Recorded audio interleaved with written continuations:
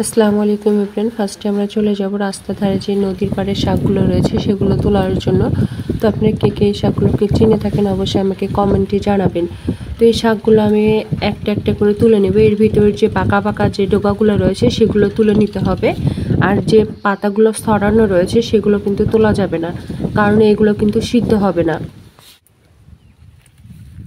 এইখানে অনেকগুলো গ্লাস। আমি এই শাকগুলোর নাম বলবো না, আপনারা আমাকে কমেন্টে জানাবেন যে মূলত এই শাকগুলোর নাম কি, আর আপনারা কে কে এই শাকগুলোকে পছন্দ করে থাকেন অবশ্যই জানাবেন।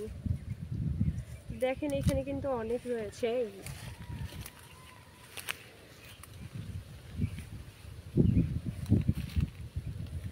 শাকগুলো আমি মূলত ভাজি খাওয়ার জন্য তুলেছি।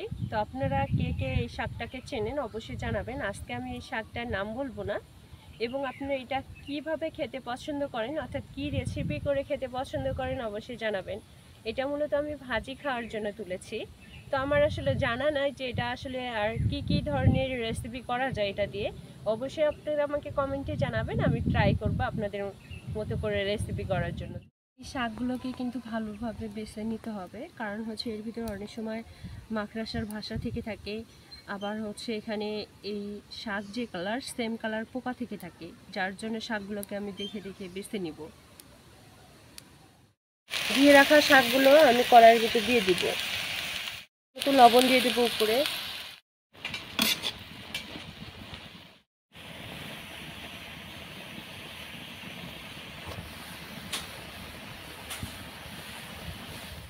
এই শাকগুলো যখন ভালো মতো সিদ্ধ হয়ে যাবে তখন শাকটাকে আমি নামিয়ে নেব।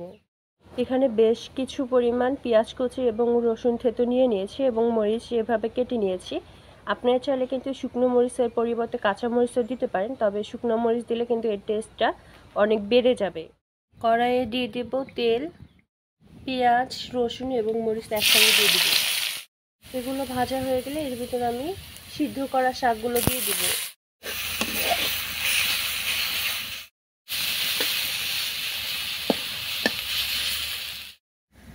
শাকগুলো ভাজা শেষ, এবার আমি নামিয়ে নেব।